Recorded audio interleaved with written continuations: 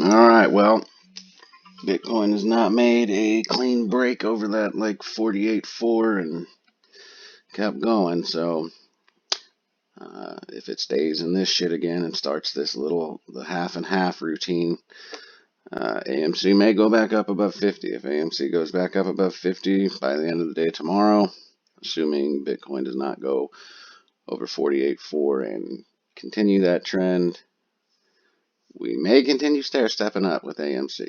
It's possible. I don't know.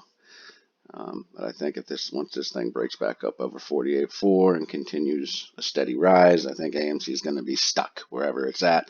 It'll be in that little bouncy back and forth bullshit, probably between 40 and 50. Where's it at now? Yeah, riding back up. We'll see. It may start this little half and half bullshit again in Bitcoin, and this may start climbing. Excuse me. So, at least they lifted my day trading, which is good, but still, still gonna be kind of rough. I actually finally have a green day for the first time in like weeks. Like starting out with a green day, not fighting to be green at the end of the day. But who knows? That's what I just needed to get back to. How I used to do shit. It's very easy to get caught up in certain momentum trades and playing bigger than you should sometimes, especially knowing what the fuck I know. I hope some of you listen to me. I really do about this one. I can't fucking afford it anymore. I think there's a bit of a trap going on here. I could very well be wrong. They expanded the options chain, which is crazy. Like overnight, literally right before the bell. This was at 45. It opened under 45. It opened under the max strike price. So I'm not sure why they would push contracts out to 60 with 2 days left in this week. But they did. They went all the way out to 60, and there is a shitload of volume at the 60s. I don't know if it's a trap or not. It could be this is a signal that they're not even going to fuck around and mess with shorting in this stock because they got caught and they got caught early. Or this could very well be a play where they're going to utilize their market making skills to steal a bunch of fucking profit off of premiums by having this thing go from 24 yesterday up to 40 in the after hours, then up to 60 in the pre-market, and then back down to 40, and then open the options chain with 2 days left in the week to 60 to take advantage of retail traders who are just like, oh, well, it went up there, so it can obviously go back up there. Or, it was 100% in the pre-market, so it may 100% again will be at 80 or 100. I don't know. We'll see. I know people are pouring into these contracts already, very obviously. And I thought at first when I saw it this morning, they may let it run up a bit and try to draw people into them, but people are already pouring into this. It could also very well be, like I said, that they're not going to fuck with this. They're going to return it and be done with IRNT because it's such a low float, and they decided to push this out to 60 because they're going to fill up on these contracts, return their shorts, blow it up, make money on the way up, cancel out any of their losses. We'll see. I don't know. But like I said, if you got the money to play this one, this is a good one to play. Hopefully you were looking at it yesterday when I showed it in the morning. Probably going to be a good one to play for another week, another solid week, both ways, up and down. It's going to have those movements up and down. Most of it is probably going to happen in the fucking after hours and pre-market, but shit. I mean, if you got in at the end of the day yesterday, with the move they made here, opening up, you were like over $10 there. That's crucial gains for options, even stock in general. I am kicking my fucking self because that contract was like over $100, which was a quarter of my fucking portfolio, and I wanted to get it. I so badly did, but I didn't because it just wasn't smart. It wasn't intelligent to do that. That's not what I'm doing anymore. I'm not going to overreach one specific stock. I'm not going to like just put 50% or even 25% of my portfolio into any one given underlying. I'm just not. That's asking to lose all your money. Yeah, if you hit big, you hit big. But if you lose, it's all going. So, I've made plays in some smaller plays like I used to. One contract here, one contract here. And then just take little gains as they come. Like I said, finally, so far, having a green day.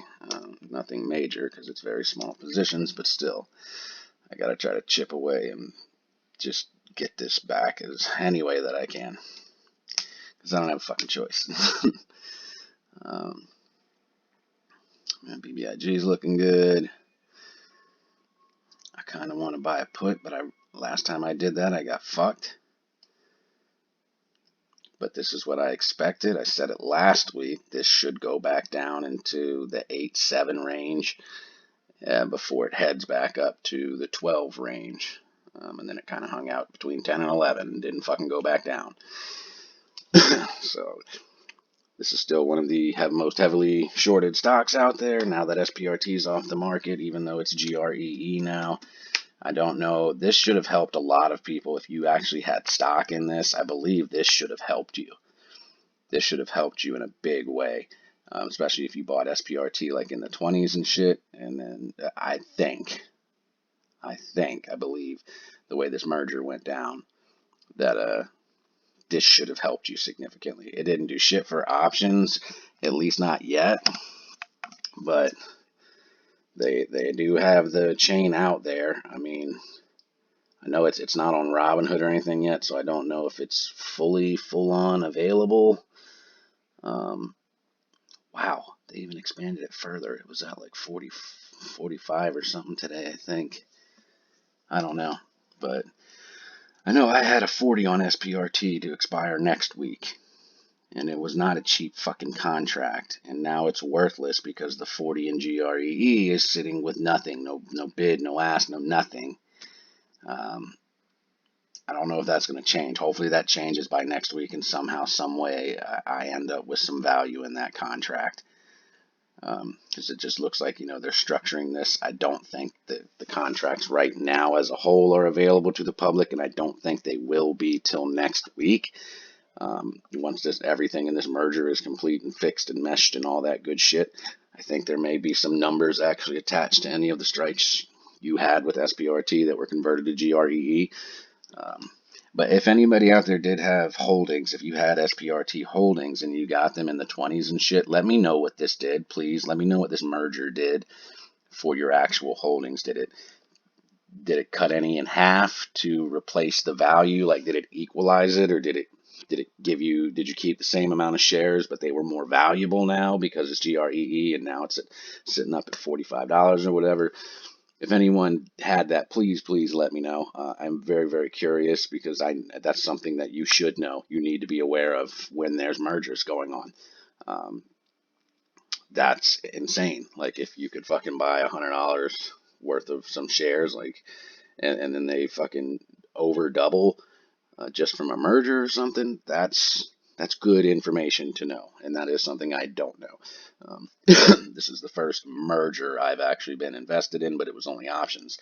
And like I said, my put contract that I bought a month ago, I bought when SPRT blew up, and I was going to try to, catch someone. I went into detail about that, and sat completely worthless for 3 weeks.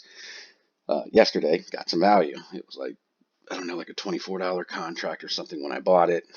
And actually, I think it was a $20 contract. And yesterday, with the $100 down to $40 from after hours to open, gave it half its value back. It was worth $10. I was able to sell it for 10. It was actually worth 15, but it was on Robinhood, so if I wanted to sell it, I had to take a loss. So yeah, I'm very interested in that. If anyone can let me know, that would be wonderful. And again, yeah, like I said, IRNT, if you have the money to play in it, it is, I would be playing in it. I would be swimming in that shit like it's nobody's fucking business. Um, things are looking good. Like I said, all these low drops, everything could just be a setup for them to get things as low as they can, as quick as they can, with the money they've taken out of crypto, and then have some fucking returns. Um, but I do think once Bitcoin starts its trend back above 48.4 and continues rising, I think we're going to be locked in wherever like AMC and the heavily shorted stocks are at. They're within a $10 range of where it's ended. So if AMC stops at like 50, it'll most likely be between 40 and 50 that it runs, or maybe 45, 55. We did get up to 53, so it might be between 45, 55. But I think we'll be locked in at a $10 little fucking frame of where you're able to trade and would expect it to move until, the next gap up in its fucking pattern. But we'll see.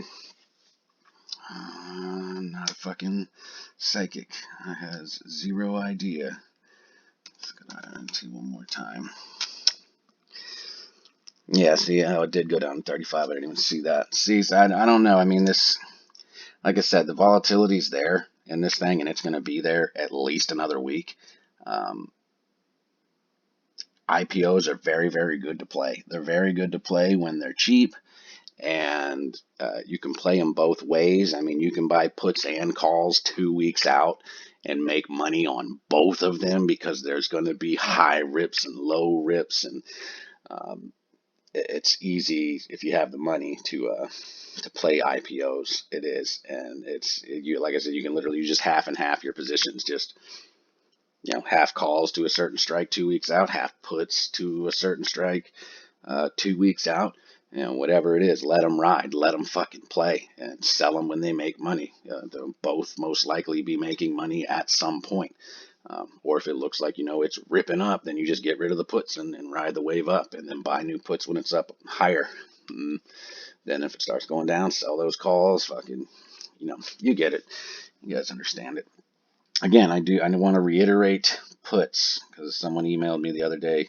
I've gone over this. I know I have new folks, a lot new subscribers that haven't been here since the beginning. I encourage you to just go through my catalog of when I started making videos. A lot of it, yes, has to do with the manipulation of AMC in the beginning and the manipulation as a whole, the shit that doesn't make sense, the questions that no one seems to ask. But everybody needs answered because those questions being answered would bring a greater understanding of what the fuck is going on. But, in between all that, I have dropped some tidbits about, calls and puts and options trading.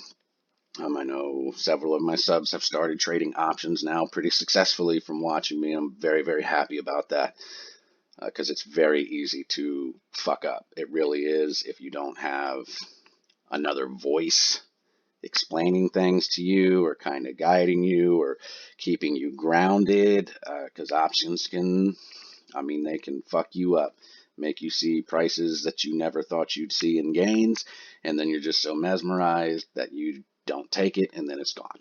And you have got to be strategic. You have to stick to a plan. If it's long and you're playing it long, then play it long. And fucking go long. Go out 6 fucking weeks. Let it sit. Do not sit there playing fucking week or 2 week expirations, seeing big profits and thinking, oh, this is going to go way higher. Because that's all it takes is one nasty, disgusting short and it's gone. Nothing wrong with taking profits and chilling and sitting. Just taking profits and chilling. But I have a full, fresh 3 set of fucking downs to play with. So I have got to look around in this market today, y'all. I'm sorry. This is probably the only video I make, even though we're mostly through the day, halfway through the day.